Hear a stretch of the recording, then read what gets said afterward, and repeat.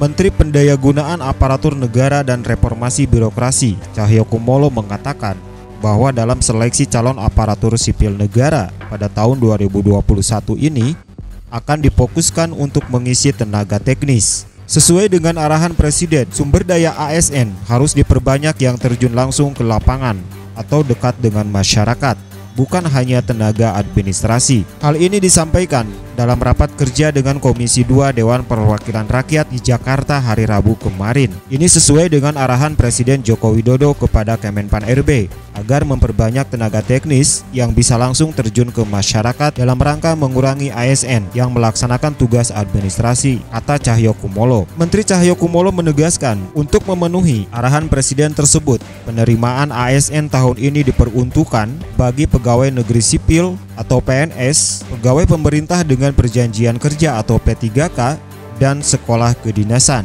Sebanyak 1 juta formasi untuk guru P3K serta 83.000 formasi untuk pemerintah pusat yang dialokasikan untuk CPNS dan P3K non-guru, dan 189.000 formasi untuk pemerintah daerah yang juga dialokasikan untuk CPNS dan P3K non-guru. Disebutkan bahwa formasi dengan alokasi terbanyak dalam seleksi calon aparatur sipil negara tahun 2021 untuk pemerintah pusat terdiri dari jabatan dosen, penjaga tahanan, penyuluh keluarga berencana, analis perkara peradilan, serta pemeriksa. Sedangkan alokasi terbanyak bagi pemerintah provinsi terdiri dari jabatan guru, yakni guru bimbingan konseling, guru teknologi informasi dan komputer, serta guru matematika. Sementara untuk jabatan tenaga kesehatan, yakni perawat, dokter, dan asisten apoteker. Kemudian untuk jabatan teknis antara lain peranata komputer, polisi kehutanan, dan pengawas benih tanaman. Bagi pemerintah kabupaten dan kota, alokasi terbanyak juga terdiri dari jabatan guru, jabatan tenaga kesehatan, dan jabatan teknis. Jabatan guru antara lain guru kelas, guru pendidikan jasmani, olahraga, dan kesehatan, serta guru bimbingan konseling. Jabatan tenaga kesehatan yang paling banyak dibutuhkan adalah perawat, bidan, dan dokter. Sedangkan bagi jabatan teknis antara lain penyuluh pertanian, auditor, dan pengelola pengadaan barang dan jasa. Menteri Cahyokumolo mengatakan bahwa terkait dengan usulan formasi P3K bagi guru agama, Kemenpan RB terus melakukan koordinasi dengan Kementerian Agama, Kementerian Pendidikan dan Kebudayaan, Kementerian Dalam Negeri, serta Badan Kepegawaian Negara. Dalam formasi 1 juta guru P3K tersebut akan diakomodir usulan formasi guru agama di sekolah negeri. Dalam kesempatan tersebut, Ketua Komisi 2 DPR RI Ahmad Doli Kurnia Tanjung meminta Kemenpan RB untuk berkoordinasi secara intensif dengan instansi pemerintah yang belum melengkapi kelengkapan dokumen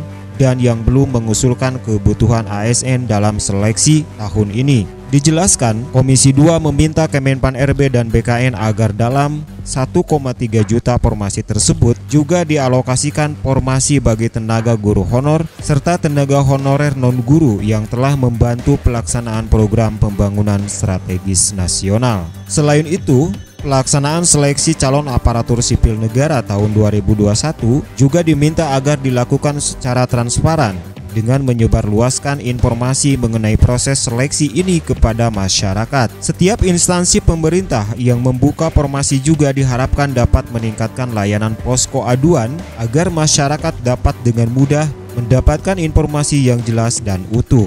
Untuk meningkatkan kewaspadaan akan tindakan penipuan dalam seleksi calon aparatur sipil negara tahun ini, Komisi 2 bersama Kemenpan RB dan BKN sepakat untuk berkomitmen menghilangkan praktik penipuan.